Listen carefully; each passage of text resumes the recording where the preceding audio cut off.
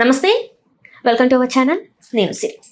అమృత ప్రణయ్ మళ్ళీ వార్తల్లో నిలిచింది. ఈ జంట కథ ఏదైతే అప్పుడు ప్రణయ్ని హతమార్చిన విషయంలో మారుతీరావు, శ్రావణ్ వీళ్ళందరూ ఉన్నారు. మారుతీరావు అయితే చనిపోవడం జరిగింది. అయితే ఏదైతే శ్రవణ్కి శిక్ష పడిందో ఆ శిక్ష మీద తనకైతే బెయిల్ రావడం జరిగింది.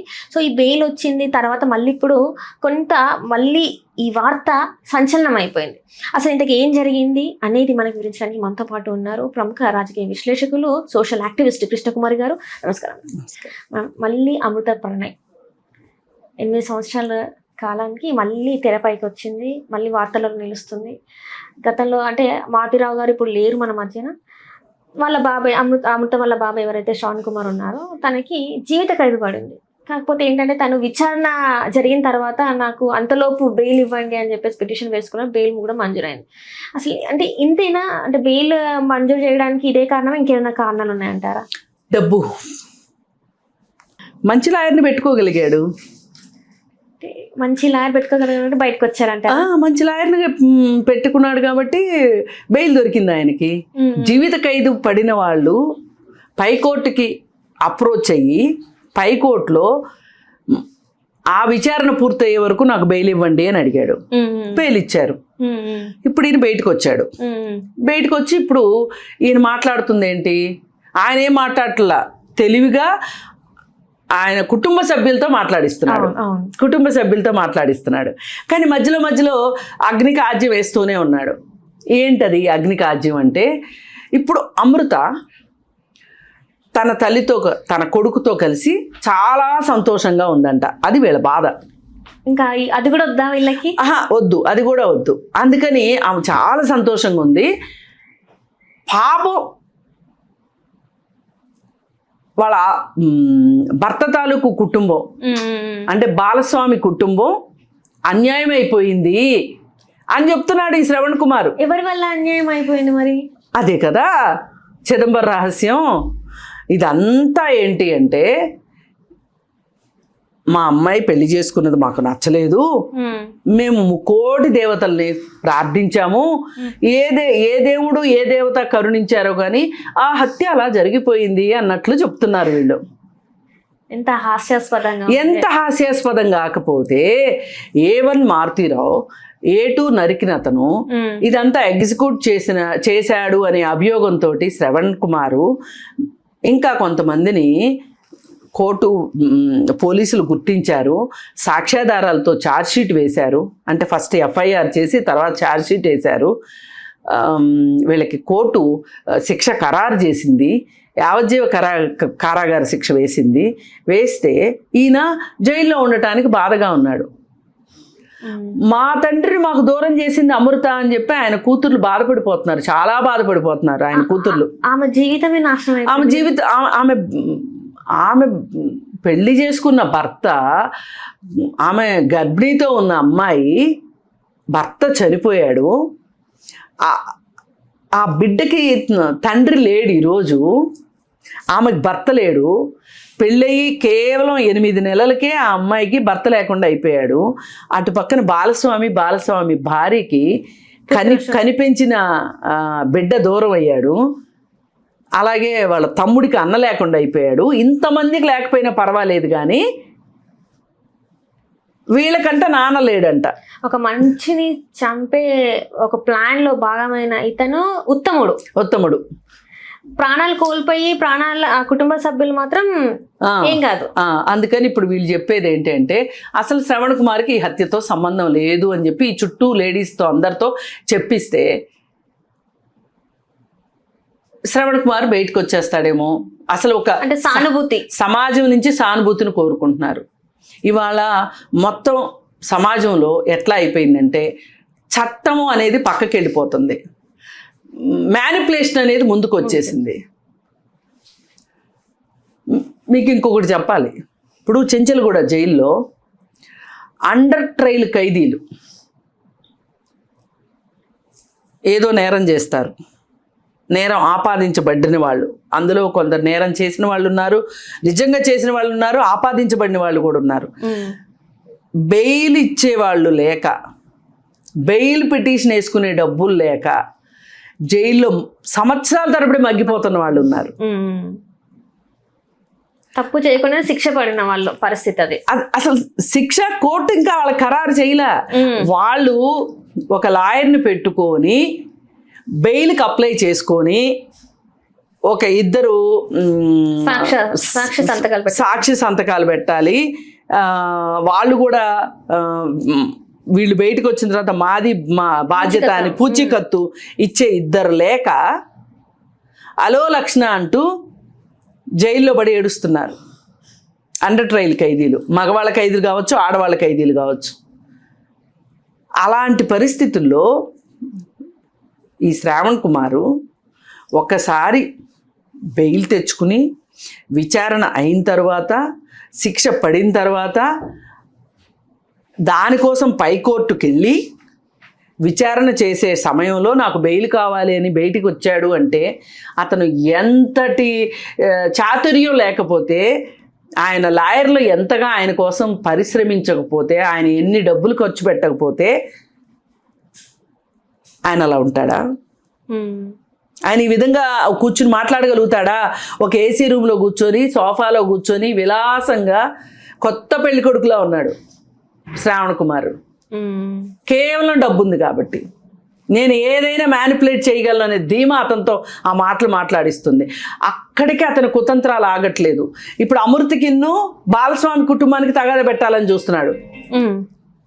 అమృతకి ఏమైంది, అమృత బాగానే ఉందని వీళ్ళు అంటుంటే, లేదు లేదు నేను అడ్డొచ్చాను అనుకోకండి, బాలస్వామి కుటుంబానికి అన్యాయం జరిగింది అంటే సమాజంలోకి ఏం తీసుకెళ్లాలనుకుంటున్నారు? ఇప్పుడు బాలస్వామి కుటుంబంలో తన ఒక వ్యక్తి కదా, తన ఇంటి కోడలు కదా, బాలస్వామి వాళ్ళ కోడలు కదా. అట్లా కాదు కదా. ఇప్పుడు అక్కడి నుంచి ఆ అమ్మాయి ఏదో హైదరాబాద్లో ఉంటుంది, వాళ్ళ అమ్మతో కలిసి. కోడలు కాకుండా పోదు కదా. కోడలు కాకుండా పోదు కదా, ఆ బిడ్డకి తల్లి కాకుండా పోదు కదా. వాళ్ళ నాన్నమ్మ, తాతయ్య, బాబాయ్ వాళ్ళు ఎవరు కాకుండా పోరు కదా. మళ్ళీ ఇంకో నీతి సూత్రాలు చెప్తున్నాడు ఆయన. ఏంటి అంటే, ఏమి వల్లిస్తున్నాడో మామూలు చాతుర్యం కాదు. ఎవరైనా ప్రేమించకండి, ఒకవేళ ప్రేమిస్తే పెద్దవాళ్ళని ఒప్పించి పెళ్లి చేసుకోండి, అంతేగాని మీకు మీరు వెళ్ళి పెళ్లిళ్ళు చేసుకోకండి అని చెప్తున్నాడు. ఇది ఒక కొత్త చట్టం చెప్తున్నాడు ఈయన. మామూలుగా చట్టం ఏం చెప్తుంది? 18 సంవత్సరాలు నిండిన తర్వాత మీ ఇష్టానుసారంగా మీకు నచ్చిన వాళ్ళని వివాహం చేసుకోవచ్చు. అది కులము, మతము, ప్రాంతము ఏమీ అడ్డుగోడలే లేవు దానికి. మరి ఈయన చెప్పేది ఏంటి? ఈయన ఎక్కడ చేర్చాడు తీసుకొచ్చి పెద్దలను ఒప్పించి అనేది? ఎక్కడ చేర్చాడు అంటే ఇప్పుడు ఈయన చెప్పాడు కదా అని చట్టంలో చేర్చాలా? ఈ 15-20 రోజుల నుంచి మనం హైదరాబాద్ న్యూస్ ఛానల్స్లో ఒక కోర్టు ట్రయల్స్ నడుస్తున్నాయి, మీడియా ట్రయల్స్ నడుస్తున్నాయి. ఇంక రేపటి నుంచి ఇది ఒక మీడియా ట్రయల్ అవుతుంది చూడండి మీరు. ఈ శ్రావణ్ కుమార్ మాట్లాడినవి మీడియా ట్రయల్స్ అవుతాయి చూడండి. చట్టంలో ఇది చేర్చమని చెప్తారు. ఇప్పుడు నిన్నటిదాకా ఏం చెప్పారు? ఒక అబ్బాయి అత్యాచారం చేస్తే అతనికి శిక్ష ఉంటుంది అని చెప్తున్నారు. అత్యాచారమే కాదు, 30 సెకండ్లు తేరిపార చూస్తేనే శిక్ష ఉంటుంది అని మనకు చట్టం ఉంటే, ఇప్పుడు ఆ అమ్మాయి బట్టలు ఎలా వేసుకుంది అని చూడడానికి వీడికి 30 సెకండ్ల కంటే ఎక్కువ టైం పట్టిద్ది. అవునా? ఆమె అభ్యంతరం చెప్పింది అనుకోండి, అతని మీద కేసు అవ్వాలి లెక్క అయితే. ఇప్పుడు ఈ మీడియా ట్రయల్స్ వల్ల వచ్చింది ఏంటి అంటే, ఆ అమ్మాయి బట్టలు సరిగా వేసుకోకపోతే 30 సెకండ్లు కాదు 3 గంటలు చూడు, 3 గంటల తర్వాత ఏడిపించాలనిపిస్తే ఏడిపించు. నీకు బాగా హార్మోనల్ ఇంబ్యాలెన్స్ ఉంటే గనక నీ హార్మోన్స్ ఏం చెప్తే అది నువ్వు విను, అంతేగాని నీ బుర్రని పెట్టకు. అక్కడ నీకు ఒక చట్టం ఉందని గుర్తు చేసుకోకు. నీ ఇష్టం వచ్చినట్టు జంతువులాగా నువ్వు ఉండు. నీకు లైసెన్స్ ఉంది అని కదా చెప్తున్నారు. ఈ లైసెన్స్ కారణం ఏంటి? అమ్మాయి బట్టలు సరిగా వేసుకోకపోవటం. మరి అవే హార్మోన్స్ అమ్మాయికి కూడా పనిచేస్తాయి కదా, అమ్మాయి కూడా ఉప్పు కారం తింటుంది కదా, అది అవసరం లేదా? అసలు అది ఇప్పుడు టాపిక్ కాదు. ఒక అమ్మాయి ఒక అబ్బాయిని రేప్ చేయమని అడగదు కదా. అసలు ఎట్లా సాధ్యం అవుతుంది? ఇప్పుడు 4 అమ్మాయిలు కలిసి ఒక అబ్బాయిని రేప్ చేయరు కదా. ఒకవేళ చేస్తే కూడా ఇది ఒక వింత అనుభవం అనుకుంటాడు తప్పితే కేసు పెట్టాడు కదా. అదేమంటే వాళ్ళకి హార్మోన్స్ ఎక్కువ పనిచేస్తాయి, హార్మోనల్ ఇంబ్యాలెన్స్ ఉంటుందంట. ఈ కొత్త సిద్ధాంతం కనిపెట్టింది మహాతల్లి, ఆవిడకి మట్టుకు చేతులెత్తి దండం పెట్టాలి. ఇప్పుడు ప్రతి అత్యాచారం కేసులోనూ జడ్జీలు ఆలోచించాల్సింది ఏంటంటే, ఆ టైంలో ఆ అమ్మాయి ఏం బట్టలు వేసుకుంది, ఈ అబ్బాయికి ఆ టైంలో హార్మోనల్ ఇంబ్యాలెన్స్ ఉందా లేదా? అసలు ఎందుకు అయింది మరి? ఇప్పుడు రేపు మీడియా ట్రయల్ ఇది. ఇప్పుడు శివాజీ బట్టల ఉదంతం ఎక్కడ దాకా వచ్చింది అంటే ఇక్కడ దాకా వచ్చింది, అది అసలు మామూలుగా రాలేదు కదా. అలాగే రేపటి నుంచి మీడియా ట్రయల్స్ ఎట్లా ఉంటాయి అంటే, మన మీడియా హౌస్లకు కావాల్సింది వ్యూసే కాబట్టి మనం ఏ చెత్త అయినా కానీ ప్రమోట్ చేసేస్తాం. ప్రమోట్ చేసేసి విలువలు వద్దంటారా? నైతిక విలువలు అక్కర్లా, చట్టం అక్కర్లా. ఇప్పుడు శ్రావణ్ కుమార్ చెప్పింది చట్టమా? మీరు చెప్పండి. పెద్దల్ని ఒప్పించే పెళ్లి చేసుకోవాలి అనే విషయం ఎలా చెప్పగలుగుతాడు అతను అసలు? శ్రావణ్ కుమార్ అసలు నాకు ఇప్పుడు ఏం అర్థం కావట్లా, ఎవరేం సాధించాము, ఏమైపోయింది అని పెద్ద వేదాంతి సిద్ధాంతిలా చెప్తున్నాడు.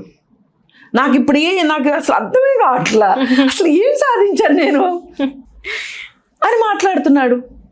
నువ్వు చేసిన తప్పు ఈ రోజుకి నీకు అర్థం కాలేదా? నీ కుటుంబ సభ్యులకు అర్థం కాలేదా?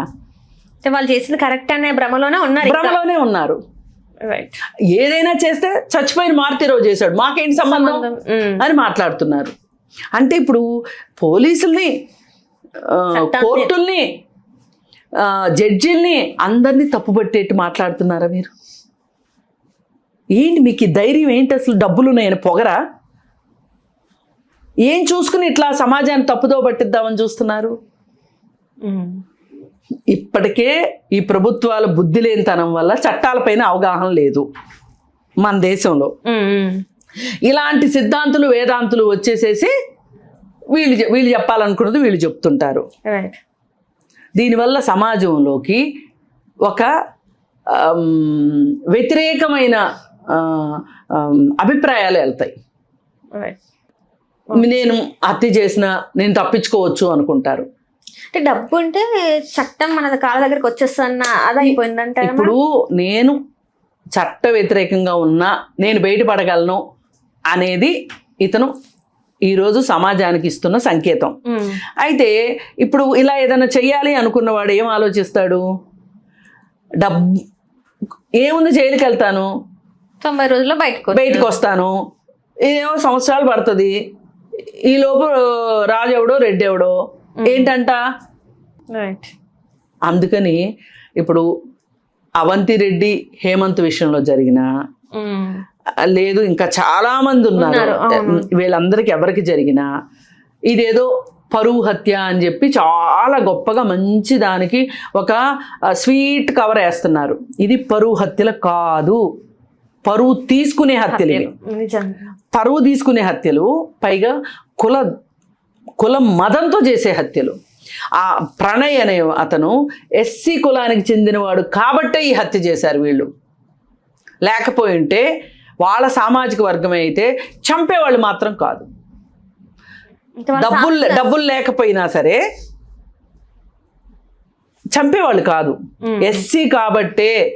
అదేమంటే ఆ సిస్టర్స్ చెప్తారు, అసలు మొత్తానికి అమృతే కారణం.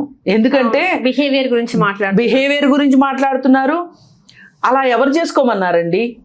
రిసెప్షన్లు మమ్మల్ని ఎందుకంటే ఇంత రెచ్చగొట్టింది, మా జీవితాలు నాశనం చేసింది అంటే వాళ్ళు సంతోషంగా ఉండి వాళ్ళకు ఉన్న దాంట్లో వాళ్ళు చేసుకున్నా కూడా తప్పే అంటారు. అట్లా కాదు, వాళ్ళకంట పరువు పోయిందంట. అసలు అక్కడే ఎవరు ఉండమన్నారు? సరే అక్కడే ఉన్నారు కాబట్టి చేశారు కదా వీళ్ళు. ఇంకొక కేసు చెప్తా మీకు, సమయం అయిపోయినా సరే. ఒక రెడ్డి అమ్మాయి ఒక బీసీ అతన్ని ఎస్సీ అతను పెళ్లి చేసుకొని ఇక్కడ ఉంటే మమ్మల్ని బతకనివ్వరని చెప్పి పాపం బాంబేకి వెళ్ళిపోయి ఒక బిడ్డని కని ఇంకొక బిడ్డ ప్రెగ్నెంట్గా ఉన్నప్పుడు మాయ చేసి మోసం చేసి వీళ్ళ మనసులో ఒక ప్లాన్ తోటి ఆ అమ్మాయిని పిలిపించుకున్నారు. ఆ అమ్మాయిని ఇంట్లో పెట్టుకున్నారు. 4 రోజులు మంచిగా ఉన్నారు. హస్బెండ్కి కూడా చెప్పింది, మా వాళ్ళు మారిపోయారు, నువ్వు వచ్చేసేయని. అతన్ని చంపి తగలబెట్టారు. టైర్లు వేసి ఎక్కడ చచ్చిపోడు అని చెప్పి టైర్లు వేసి తగలబెట్టారు. ఎందుకు చేశారు మరి వాళ్ళు ఇక్కడ లేరుగా, ఎక్కడో ఉన్న వాళ్ళని తీసుకొచ్చారుగా. అందుకని ఇవి కాదు లాజిక్లు. వాళ్ళు రిసెప్షన్లు చేసుకుంటారా, ఊరేగింపులు చేసుకుంటారా, వాళ్ళు ఏం చేస్తారు నీకు అనవసరం. చచ్చిపోయారని ముందే జస్ట్ అనుకొని ఉండుంటే అయిపోయేదిగా. ఇట్లా చంపే బదులు మాకు అసలు పుట్టలేదు అనుకున్నా అయిపోయేదిగా. అసలు ఇప్పుడు అందరూ హ్యాపీగా ఉండేవాళ్ళు. మారుతిరావు చచ్చిపోయేవాడు కాదు, శ్రవణ్ కుమార్ జైలుకి వెళ్ళేవాడు కాదు. అతనెవరో గుజరాత్ నుంచి ఒక మనిషిని తీసుకొచ్చారు, సఫారీ ఇచ్చి తీసుకొచ్చారు. వాడికి పిల్లలు ఉన్నారు, బాధ్యతలు ఉన్నాయి. మరి ఇప్పుడు వాడు కూడా వాళ్ళ ఇంట్లో వాళ్ళు చెప్తారు చాలా బాధ్యతలు ఉన్నాయి, తల్లికి ఆరోగ్యం బాగలేదు అని చెప్తున్నారు. అప్పుడు తెలీదా వాడికి సఫారీ తీసుకుని చేసేటప్పుడు? అందుకని ఏంటంటే ఇప్పుడు నాకు ఎలాగో మారుతిరావు చచ్చిపోయాడు కాబట్టి, పైగా మారుతిరావు అంటే ఒక లెటర్ కూడా రాశాడంట, ఏమని ఈ హత్యకి నా తమ్ముడికి సంబంధం లేదు, మొత్తం నేనే చేశాను అని చెప్పాడంట. అవి పరిగణలోకి తీసుకోరు, వాళ్ళకి ఆధారాలు ఉంటాయి. ఇప్పుడు ఎవరైతే ఈ సఫారీ తీసుకున్న గ్యాంగ్ ఉన్నారో వాళ్ళతో మాట్లాడినట్లుగా శ్రవణ్ కుమార్ ఆధారాలు ఉన్నాయి. అవన్నీ వాళ్ళు సెల్ ఫోన్లు మాట్లాడిన మాటలు అన్నీ తీసి పెట్టుకున్నారు. పోలీసులు అంత ఈజీగా, పైగా వీళ్ళు డబ్బులు ఉన్న వాళ్ళు అయినప్పటికీ కూడా ఈ మాత్రం కేసు అయ్యింది అంటే ఇంక వీళ్ళకి ఎంత నేరం చేయకపోతే చేస్తారు. కాబట్టి ఇలాంటి ట్రయల్స్, ఇలాంటి అతి తెలివి వేషాలు ఇప్పటి వరకు వేసినవి చాలు, ఇంకా వేయకుండా ఉంటే చాలు. వక్ర భాష్యాలు సమాజంలోకి పంపకుండా ఉంటే బాగుంటుంది. ఏదైనా ఎవరైనా సరే ఆడపిల్లలు 18 ఏళ్ళు రాగానే పెళ్ళిళ్ళు చేసేసుకుని ఎగిరిపోమని ఎవ్వరూ చెప్పట్లేదు. ఒక్కవేళ మీరు ప్రేమిస్తే కనుక 18 సంవత్సరాల లోపు పిల్లలు పెళ్ళిళ్ళు చేసుకుంటే ఆ ప్రేమకి అర్హత లేదు. పెళ్లి వయసు రావాల్సిందే. పెళ్లి వయసు వచ్చింది. ఎంతమంది ఇప్పుడు సమాజంలో ఎంతమంది అమ్మాయిలు 18 ఏళ్ళు రాగానే ఓమని పెళ్ళిళ్ళు చేసేసుకుంటున్నారు చెప్పండి. అందుకని చెప్పి ఇట్లాంటి అన్ని పిచ్చి ప్రేలాపనలు మానేసేసి, నువ్వు ఎలాగూ డబ్బులు ఉన్నాయి, బెయిల్ తెచ్చుకున్నావు కాబట్టి ప్రశాంతంగా ఉండి నీ బాధ్యతలు అయ్యో చూసుకో. నాకు ముగ్గురు పిల్లలు అని పాట పాడుతున్నావు. నీకంత 3 పిల్లలే ఉంటే గనక బాలస్వామికి కూడా పిల్లలే. నీ పిల్లల్ని సెటిల్ చేసుకోవాలి అని తెగ ఆరాటపడుతున్నావు. సెటిల్ చేసుకో, ఎలాగో నీకు అవకాశం ఉంది కదా, డబ్బు ఉంది కాబట్టి. అంతేగాని నువ్వు చట్టాల్లో జోలికి కానీ, లేనిపోని సమాజంలో వక్ర భాషలు కానీ చెప్పే హక్కు నీకు కానీ నీ కుటుంబానికి లేదని కానీ నేను హెచ్చరిస్తున్నా.